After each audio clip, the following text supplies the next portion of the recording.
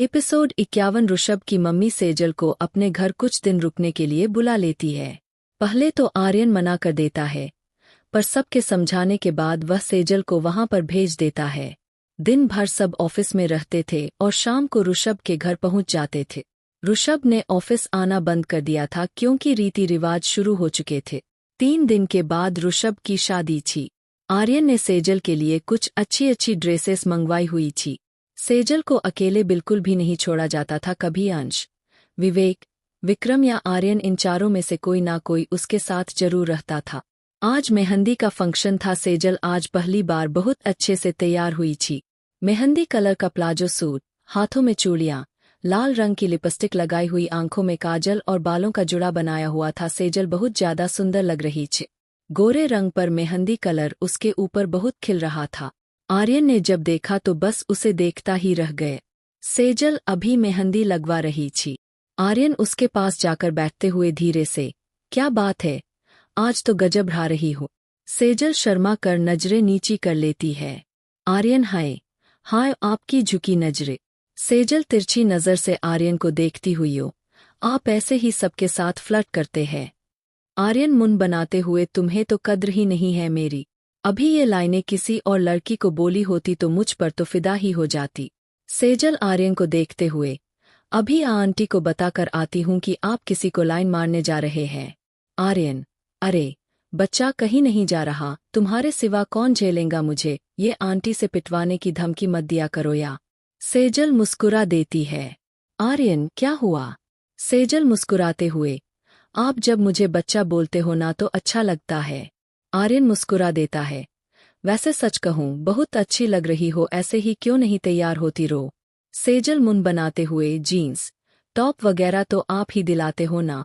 आर्यन, हाँ तो मेकअप करने को तो किसी ने मना नहीं किया ना। सेजल, मुझे पसंद नहीं मेकअप, अभी भी आंटी ने जबरदस्ती तैयार किया। आर्यन, अच्छी लग रही हो, किया करो। मेहंदी वाली दीदियों, भाभी जियो, लग गई आपकी मेहंदी। आर्यन जल्दी से सेजल का हाथ पकड़ लाओ, दिखाओ डॉट, कैसी लगी मेहंदी। सेवाल जल्दी से अपना हाथ पीछे खींच लेती है, नहीं अभी नहीं। आर्यन, क्यों? सेजल, वो मुझे कुछ काम है, बोलकर जल्दी से वहां से उठकर चली जाती है। आर्यन उठकर ऋषभ के पास चला जाता है। रात को सब नीचे बैठे हुए थे। अंश, भाई कल शादी है आपकी, आज तो कुछ पार्टी बनती है। ऋषभ उसे घूरते हुए, माँ के डंडे भी बनते हैं फिर। अंश मुंह बनाते हुए, मैं नहीं आ रहा शादी में। आर्यन हंसते हुए, मत आ, बुलाया किसने तुझे? विवेक हंसते हुए, हाँ भाई सही है। अंश मुंह फुलाते हुए, जा रहा हूँ आंटी को बताने। आर्यन, जा बेटा जाओ, अपनी पार्टी वाली बात भी बता दिए। अंश मुंह बनाकर बैठ जाता है। आर्यन उसे साइड से पकड़ते हुए, अरे फिक्र मत कर, शादी के बाद घर पर हम पांचों करेंगे पार्टी। अंश, पक्का? जार्थन, पक्का। अंश खुश होता हुआ, फिर ठीक है। आर्यन उठते हुए, चलो भाई मैं तो चला, मेरी वाली आजकल मुंह फुलाने में एक्सपर्ट हो गई है। ऋषभ, चलो, ये भी अच्छा है। आर्यन भाई से सब डरते हैं और ये सेजल से डरता है, बोलकर हंसने लगता है। अंश, विवेक और विक्रम भी हंसते हुए एक दूसरे को हाई फाई करते हैं। आर्यन, हाँ हाँ हाँ हाँ हाँ, बहुत हंसी आ रही है ना तुम सबको, चली जाओ अपने अपने कमरे सो जाओ, बोलकर एक रूम में चला जाता है जहां आजकल सेजल और आर्यन सो रहे थे। रूम में जाता है तो उसे सेजल कहीं नहीं दिखती।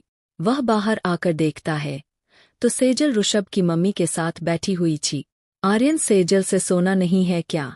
ऋषभ की मम्मी, बेटा बस आ रही है, कल के लिए कुछ फाइनल काम है, वह करके अभी आ रही है।